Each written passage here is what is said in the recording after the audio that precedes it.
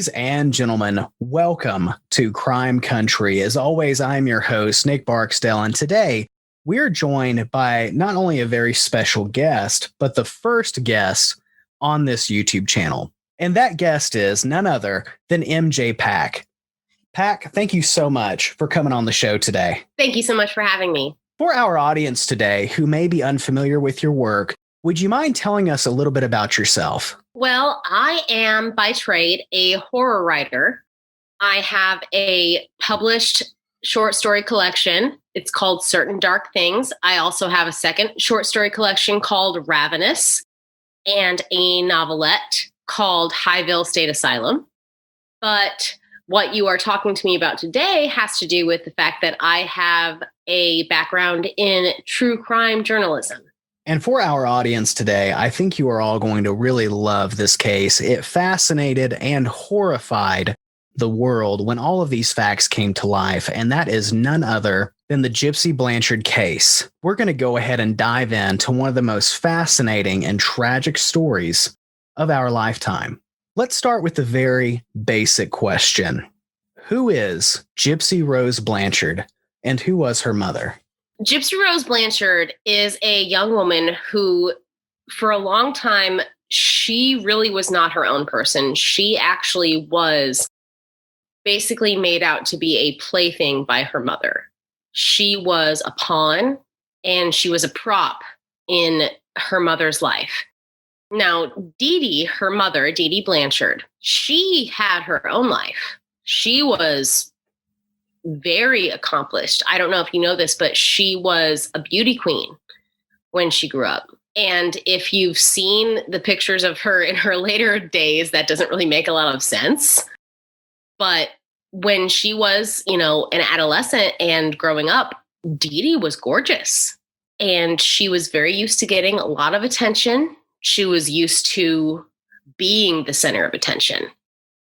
And it seemed that once Gypsy was born, it was not so much that she was blessed with a daughter, but she was blessed with something else to give her a new spotlight of attention. For our audience today, because this is very key to the story, would you define for us today Munchausen syndrome by proxy? So Munchausen by proxy is a mental disorder that is affected by a caretaker of somebody who is seen to be very sick. Now, usually this person who is very sick is not actually very sick. They're being made to be sick by their caretaker. And this comes because the person who is taking care of them ends up getting a lot of sympathy, a lot of attention, and that is where the mental disorder comes in, is because you would think that this person who is taking care of their loved one, the loved one would be the person who is the most important. However, that's not the case. The person who is in charge ends up with all of the attention, all of the, oh, you're doing so good, you're just sacrificing so much. And the only way for this person to get more and more of that attention is for this person to get sicker and sicker. And one of the things that I learned in my research is that 65% of people who are involved in a Munchausen by proxy situation actually end up dead. And it's because how do you top that attention? The only way to top the attention of having a sick child is to have a dead child. What do we know about this family at the very beginning? So at the very beginning, DeeDee had a very interesting past. As I said, she was a beauty queen. But one of the things that I learned was that she never learned the word no. She was one of the youngest in the family. So she was kind of the baby. And she kind of always got her way. And, it was basically a normal Southern family where things happen and you just kind of put it to the side, as long as nobody's causing you problems, it's all right. But DeeDee's mother also had a lot of problem with check fraud, which DeeDee eventually had. So they were both kind of shysters, I guess, is the nicest way to put it. Just kind of trying to get away with what they could. And, again, it's a Southern family. So they're just kind of a family that we do our stuff. And as long as you're not bothering anybody else, we're cool. Like, just leave us alone. It's fine. But what happened when DeeDee met Rod, and this is something that is not talked about a whole lot, and I think it needs to be brought more to attention, is that when DeeDee, Gypsy's mother, met Rod, Gypsy's father, DeeDee was 24 and Rod was 17. Now, in a lot of cases, if the genders were reversed, that's predatory. And I still think it was predatory because that's, a kid versus an adult. So DeeDee ended up getting pregnant and Rod stood up. And this is why one of the things I've spoken, about Rod before. And I think that he is a stand-up guy. And right away, he was like, all right, well, guess I got to get her married if she's pregnant. So they got married. And right away, he said, I think it was that he had told some friends, he said, like, within a week of them being married, he was like, this was a mistake. He just knew right away that it was just not a good idea. Him and DeeDee, they were together, and I believe, and you'll have to fact check me on this, I think it was 8 months, and then he filed for divorce. It wasn't very long. He had tried to do the right thing. He had tried to be, the guy, stand up on it. But I know that he said he woke up on his 18th birthday and he was like, I've made a huge mistake. And so before Gypsy was born, do we have any evidence that DeeDee displayed any of the signs for what is going to eventually happen? Absolutely. DeeDee actually had a stepmother who she lived with her father. Her stepmother who lived with her, she did not get along with. But DeeDee was responsible for all of the cooking. And her stepmother would always complain that her food made her sick. They would get into fights and fights and fights. And finally, when DeeDee moved out, her stepmother stopped getting sick because for a long time, her stepmother had been getting sick. And there was talk that she'd been putting either Drano or some sort of garden poisoning into her food. And that was not so much a Munchausen by proxy thing because I don't think that she wanted to take care of her stepmother. I think she just wanted her stepmother gone. And so as we go from that, there are signs, there are patterns of what is eventually going to happen. Now we get to the birth of Gypsy herself. When do we know for sure that the abuse and the lies actually began? It actually took quite a while. It's a little bit surprising because you would think that it would start right away.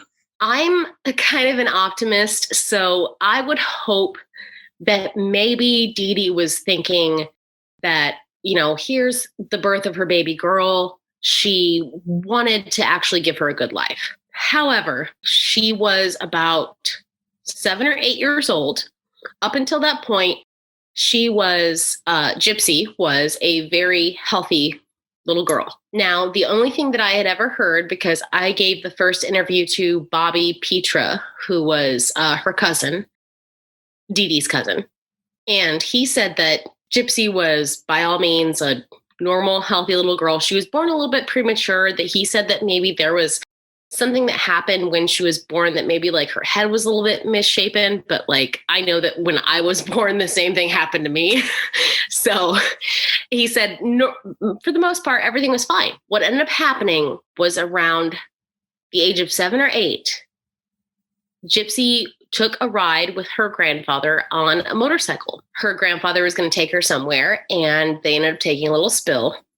Now, that can be scary, of course, and she ended up with a little bit of road rash on her knee. Well, they went to the hospital, and all of a sudden, when DeeDee comes back from the hospital, doctor says that she has all of these issues, and Gypsy needs to be in a wheelchair. And everyone was kind of suspicious because they were like, it's just like a road rash. It's not that big of a deal. A lot of people suspected that maybe she was trying to angle for some insurance money, which makes sense. If you give her grifting past. But she kept going with it and kept going with it until suddenly, oh, Gypsy has leukemia and Gypsy has muscular dystrophy. Now, the problem was that her family was pretty concerned because they were thinking, this little girl is not sick. She's totally fine. One of the things that Bobby had actually told me was that there was one time that she'd been brought around and Gypsy was in a wheelchair. She was still around that same age, 7 or 8, and they had a trampoline in the backyard. And of course, if you're little and you see a trampoline, what do you want to do? You want to go jump on the trampoline. So she went out and got out of her wheelchair and went and jumped on the trampoline. And as soon as she saw her mom coming, he said she literally collapsed onto the trampoline and then started crawling back, like she needed to crawl back to her wheelchair. So she already knew at that age that she had to put on this act for her mother. So we know that she was able to lie to relatives, lie to friends, lie to medical professionals. And so my question is, how is she able to even fool or misguide medical professionals? Well, in that case, DeeDee really got a super lucky break because, and here's where my personal tie kind of comes into things. She moved from Louisiana to Missouri in 2005. Now, 2005, August was when they moved, and that was because of Hurricane Katrina. Now, I remember very clearly when I was going to school in Springfield, in Missouri, August of 2005, that Hurricane Katrina was happening. And I remember that our whole town was very much like we were clearing out, housing spaces. We were saying, if you need to come stay in the dorms, you can come stay in the dorms. Springfield very much opened its arms trying to find people who were displaced. And I believe that DeeDee saw this and just latched on. Because once she got to Springfield, she said, all of our medical records were completely destroyed. They're all gone. So everything that she told people was basically just word of mouth. And from what I understand, if somebody is the person who is, I believe it's called the recorder of your records or something, if they say that this is what you have, then the doctors have to at least believe you to a certain extent. Now, obviously, she could not fake enough to get across the idea of cancer, because cancer is very much, you have records, you have chemotherapy. DeeDee was very smart. She didn't try to do that. She just did that to Gypsy. She told Gypsy that, you have leukemia, you have cancer. Your hair is going to fall anyway, so that's why we're shaving it. We know that DeeDee knows that family members and possibly friends are suspicious, and so they move to probably get away from that and what would probably inevitably be a family member reaching out to, let's say, DHS, for example, or child services. And so my question is, once they move and DeeDee reestablishes herself, is there any local suspicion that pops up that we know of whatsoever? Well, it's funny you bring that up because I do believe that DeeDee saw this as a huge opportunity. Like you said, she's just going to get rid of everything. She's going to put miles and miles between her and Rod, because Rod, Gypsy's father, was not an absent father. DeeDee tried to keep him at arm's length as much as she could, because one of the things about Munchausen by proxy is that if there is a parent that is involved that is not part of the Munchausen, it falls apart pretty quickly. So DeeDee was very quick to make that cut off. And unfortunately, from what I know about her family, even though they were suspicious and they knew something was wrong, they were also, as I said, very much Southern people, or was like, oh, that's kind of their business. So DeeDee had a lot working in her favor. But once she got to Missouri and once she got to this place where she was able to start all over again, she did have at least one CPS call on her, but she was able to write it off pretty quickly. DeeDee was just ultimately a mastermind. And it did not hurt that she was a very, and I'm not saying this to shame her in any way, but she was a big lady, and everyone that I have talked to who knew her say that she was just so nice and she was just so pleasant, and so it's like, if you knew her and if you knew Gypsy, because Gypsy was also very sweet and very, kind, it's like you wouldn't think there was anything wrong. It puts off the vibe of a really delicate and good single family, if that makes sense. I don't know if you're aware of this, but one of the things that they used to do was that because they lived in, and maybe we'll get to this at some point, but the Habitat for Humanity neighborhood where they lived, obviously it was very, low income. People couldn't do a whole lot. So one of the things that DeeDee would do is that she would have movie nights where she would put up like a projector in the backyard, and she would show movies, and she would sell popcorn for like, 50 cents a bag or something. And it was for the whole neighborhood because, those people couldn't afford to go see a movie. And it's like, why would you think that somebody would do something nice like that when I'm looking at it and thinking she's collecting 50 cents for these popcorns? And so let's talk about the teen years. We know that DeeDee begins to lie even more, even forging documents relating to Gypsy. And so my question is, doing all of that, how is she able to basically fool everyone around her without someone actually noticing that fraud is taking place? That's a really great question, because we still don't know how she was able to fool some of the doctors. A lot of people think that she was paying off doctors, but there's no evidence of that necessarily. So I can't make any claims on that. When it came to the behavior, she just had Gypsy locked down onto what she was supposed to do. One of the reasons that I was actually involved in this is because when I saw the story breaking, I started getting into local Facebook groups and asking people what they knew. And I had so many different people coming to me who lived in the neighborhood who said that Gypsy had actually came to them walking without glasses, saying that she knew that her birth date was different than what her mother was telling people. And these people said that DeeDee just had them so convinced that when DeeDee showed up, she was like, Gypsy's having an episode, she needs to go back home. And they sent her back home. So I think it was just, to a certain extent, people either didn't want to get involved or they didn't want to believe that this mother who seemed so caring and so wonderful could possibly be doing anything else.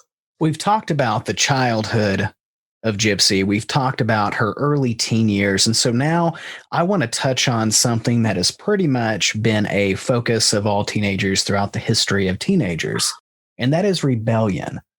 And so my next question is, do we have any evidence that Gypsy tried to push back against her mother to basically, trying to be her own person and to overthrow that domineering authority? Oh, definitely. And if you're aware of the show, The Act, there is an episode about the sci-fi convention, which a lot of this stuff is fabricated. However, I can say that there was a guy much older than Gypsy that she had met while she was there. So Gypsy at this point would have been probably 18 or 19 years old. And the guy in question was at least in his 30s. And he was just probably one of the first guys who showed her any sort of interest because, she was in a wheelchair. So she ended up actually, going to his house outside of her wheelchair and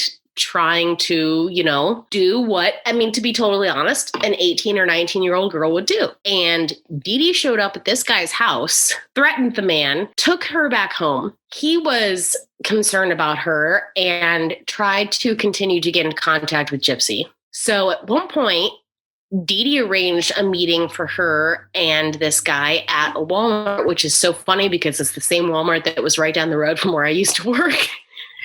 And apparently showed up to the Walmart with a hammer. I don't believe that the guy ever showed up because DeeDee was there apparently ready to throw down.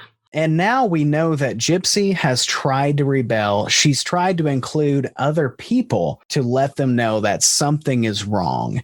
That's not working. And so now we come to a plot involving violence and murder. For our audience today, would you describe how this plot was formulated and who it involved? Now, here's the thing that I don't know that a lot of people are aware of. There was actually a plot developed that had 3 different parts: plot A, plot B, and plot C. Now, the reason this came about was because Gypsy was exercising her freedoms as an adult, because what would happen was her mother took very strong sleeping pills when she went to bed at night. So when DeeDee went to bed, it was kind of Gypsy's time to play. So she would get on her laptop and sort of, get on the internet and have some fun. So she started getting on some dating websites. She got onto a Christian dating website where she met one Nicholas Godejohn. He was a man from Waukesha, Wisconsin. He was 21 years old, I believe, at the time. So not that much older than her, even though everyone believed that Gypsy was much younger. However, Gypsy at the time was 24. I believe everyone thought that she was 19 at the time, which still not that young and still an adult. But her mother had made it clear to most people that she had mental issues, which that also was not the case. So Gypsy got close to this boy, Nicholas, and she fell in love. And again, that is not unusual for a girl her age, especially one who is being kept in such confinement. So she decided that she wanted Nicholas to meet her mother. Now, Gypsy's not stupid, and she knew that her mom was going to be very, very hard to win over.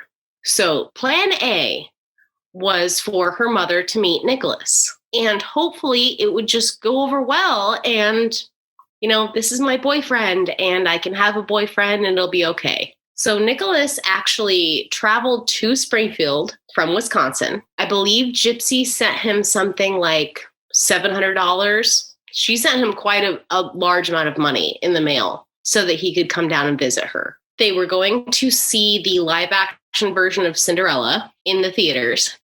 And there was nobody at the theater. And I remember going to the theaters in Springfield at that time. And that's not unusual that you would go to a theater and nobody would be there. So they got there and Nicholas was there, and Gypsy was wearing this beautiful Cinderella dress and a wig.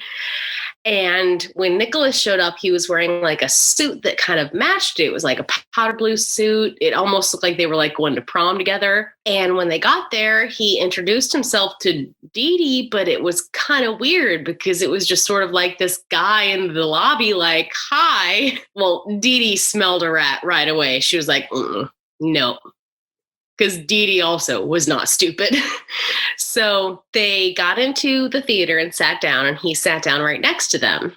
Well, DeeDee moved them. He moved again. Gypsy actually ended up leaving to use the restroom, and she and Nicholas consummated their relationship in the bathroom at the theater, then came back and still tried to introduce him to DeeDee, and she just wasn't having it. So plan A was out the window. Plan B was that hopefully, because of what had happened while they were there, maybe Gypsy would get pregnant. And obviously you can't keep, the father of the baby out of her life, but Gypsy didn't get pregnant. That probably had a lot to do with the fact that she was on so many medications. She wasn't, at peak health.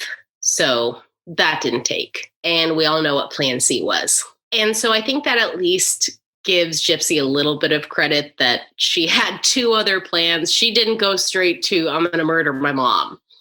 It was, let's try to get her on our level. Well, it ended up getting down to plan C. And that was detailed for quite a while over text messages and internet messages. And they figured out exactly what they were going to do. And so now that we go through plan A, plan B, and we finally come to the inevitable, which is plan C, which is going to revolve around the murder of Mhm. DeeDee. Would you tell our audience, how does this formulate and how does it actually happen? Well, again, Gypsy supplied Nicholas with some money to come down to Springfield.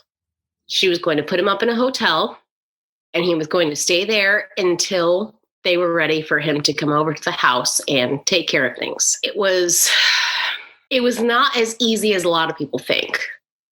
Like, I think a lot of people look at this situation and they think that, like, oh, they were just bloodthirsty. They just wanted to do it. To a certain extent, maybe that was what Nicholas was thinking. But at the same time, some of the things that Gypsy had told him, I don't blame him, because I know that there was one thing that Gypsy had told him where she said that she had misbehaved, so her mother tied her to the bed and beat her so badly that she peed herself. And it's just like, if that's the person you love the most in the world, and you know that there's no way that you could get person you loved away from this monster, I understand to a certain extent. It's not just like a random person that you're just going to go stab to death. Like, it's somebody who is hurting the person that you love. And I do believe that that's where Nicholas came from. But anyway, he came down and he stayed in a hotel, and he showed up at the house that night after DeeDee had taken her medication. And he has said this in multiple different interviews. He said that when he showed up to the house, he had a devil on his shoulder and an angel on his shoulder. He said the angel told him, take her and run. And the devil told him, that bitch is dead, which anybody who knows the case is what ended up being written on the shared Facebook wall of DeeDee and Gypsy. Gypsy went into the bathroom after she let him in, and she stayed in there. Certain cases say that she was shaving her legs because she wanted to be sexy for him when they were done, and other cases say that she was covering her ears because she didn't want to hear what happened. But either way, he came in and he stabbed her upwards of 20 times, I believe. And part of that, I believe, was just because DeeDee was a large woman. One of the more chilling things is that when she was being murdered, I think it's both Nicholas and Gypsy have said that she cried out for Gypsy while she was dying, which is heartbreaking in its own sense. But then when it was over, they took money from the safe and went back to Nicholas's hotel room and had sex and recorded it on their little video camera. And, well, no, they didn't record the sex, but they recorded like kind of the aftermath. And it's so sad because it's like, you want to be happy for them, because at the same time, like, you're seeing Gypsy finally being like, oh, like I'm my own person. I'm free. Because the thing is, and I had this discussion with a friend where they said, I wish that Nicholas would have listened to the angel and just taken Gypsy and went. And my response was, do you think that DeeDee would have ever let them go? I don't think so. I think that DeeDee would have been on their heels for the rest of their lives. And how are you supposed to live like that? I'm not saying that DeeDee's death was the right thing, but I also don't see how it could have ended any other way. And so let's talk about the aftermath of the murder. What happened? Did they go to the police? Did the police find them? Would you walk us through that situation? Oh, they didn't go to the police. They were intent on making their escape. So after their little night in the hotel room, they went somewhere, and I think that they had breakfast or dinner or something. They had a meal. And then they went to a Greyhound station, which, by the way, again, a Greyhound station that I've been through a couple of times, which was super weird. And they took the Greyhound bus from Springfield back to Waukesha. And they were just planning on going back to his house. Like, they didn't have this like huge escape plan where they were going to, run across the country or anything. They just kind of thought that they would be able to go back to their house and everything would be fine. Now, here's the problem, is that Gypsy still loved her mother. She truly did. And when they left her mother's body, it was June in Missouri, which everybody knows it's hot. I mean, it's in the 90s, especially in Springfield. And she knew that even though they had turned down all of the air conditioning to as low as it could possibly go, her body was not going to last for very long. So Gypsy did not want her mother's body rotting in that house. So they get back to the house in Waukesha in Wisconsin, and Gypsy was the one who made the post on their shared Facebook page that said, "That bitch is dead." And when everyone at first thought it was a joke, because I remember seeing all of the comments, they were like, "Are you guys watching a movie? What's going on? You guys don't really talk like this." So she came back just to make sure that people would realize it was serious. And she said, "I effing slashed that fat pig and raped her sweet innocent daughter. Her screams were so effing loud, LOL." So she was intent on making sure that somebody knew something was wrong. And she has said multiple times in other interviews that it was because she did not want her mother rotting alone in that house. That was how they found them, because obviously Facebook tracked everything that they had said. And that's why they were found at Nicholas's place in Waukesha. But they didn't really get a lot of time by themselves. It was basically just the travel time back from Springfield to there. And then they were just hanging out in his bedroom at his house. I don't think that his family had any idea what had happened. They just kind of saw her coming in and they were like, "Oh, that's your girlfriend that you were talking about." Okay. And that was kind of it. And now let's talk about Gypsy and where she is now. Where is she and how is she? Gypsy is in prison. She was given the minimum sentence for, I believe it was second-degree manslaughter. And it was 10 years with time served. At the time, she had already been in prison, I think, for at least a year, if not 2. So she should be out sometime soon. I believe she's supposed to be out when she's 32, if I'm recalling correctly. But from what I know, she has been doing great. Like, she says that she feels more free in prison than she ever did with her mom, which is so sad. But she's been learning how to do like makeup. She's been, she didn't obviously get any of her schooling because when she was with her mother pulled her out and didn't follow up with anything like that, because obviously why would she want her to be more intelligent? But I think she has already gotten her GED. I know that she's like finished all the Harry Potter books, and she's one of the things that like, it's funny, but it's so sad is that like, if you've seen all of the pictures with her head shaved, because obviously her mother was shaving her head so that she was telling her it was because it was going to fall out, but she was trying to make other people believe because she needed to have chemotherapy. Well, if you've seen any pictures of her recently, she has long, gorgeous, curly hair. And all I'm thinking is that, like, if my hair grew out and I figured out that I had always had like amazing hair and my mom did that to my hair, I'd be so mad. But I can also say that I know a lot of people. First of all, one of the issues that I take is that a lot of people say that she was going along with the con. That was not the case. She was just as much of a victim of the con as everybody else was, because people will say, "Oh, well, she got, these Make-A-Wish things and she got a free house and she got a free car."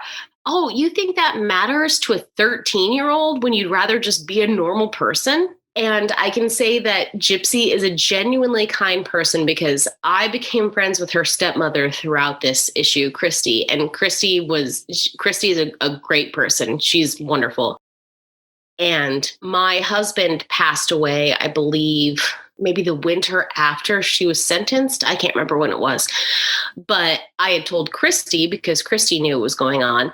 And Gypsy actually sent me a sympathy card from prison saying that she was sorry that my husband had passed away. And this is somebody I've never met in real life. If anything, I'm just a journalist who has talked about her story. And she took the time out of her, because that costs money out of her commissary to buy a card and send it through the mail. So I think that she is genuinely, and from what I've seen too, she's very, very intelligent. She was just unfortunately stuck in a very, very terrible situation. And I don't think anybody should really judge her, because none of us have ever been in that situation. And I feel like if you were stuck in that idea, because one of the things I've given this in other interviews, and it hasn't really been publicized a lot. And I would like it to actually be brought to light a little bit. When I was first covering the story, I was talking to a lot of people in these Facebook groups. And this was even before DeeDee's body was found. So at this point, Gypsy and DeeDee were still considered missing. And this one woman told me, I really hope that they find her. I met them this January in Disney World. And they were so sweet, and we were waiting in line for a ride. And DeeDee just kind of started telling me their whole life story. And I might be thinking about this wrong, but I think that she told me that Gypsy was actually 12. Now, this is, remember, when they were lying about her age being 19. My theory is that as early as January of the year that DeeDee was killed, that she might have realized they'd been in Springfield for 10 years. Springfield's dried up. Everybody knows their story. They're not special anymore. Who cares? So maybe they move somewhere else and they start finding a new angle. And how young can she say that Gypsy is before people start disbelieving her? And I feel like that was finally one of the reasons that Gypsy finally was like, I can't do this. Because she was thinking like, she's going to pick me up and move me somewhere else. And it's going to start all over for how long? And I don't know that any of us can say that we would respond sanely to that kind of idea. Because I think that she always had it in her head that like, I'll get to a certain age and mom will let me go. But I don't think DeeDee was ever going to let her go, ever. Ladies and gentlemen, thank you so much for joining us here today at Crime Country. We talked about a really horrifying and tragic story that ends really in more freedom than it actually began. And so don't forget to check out the links in the video description below to where you can check out all the awesome work my guest is doing today. And Pac, thank you so much for coming on the show. Thank you so much for having me.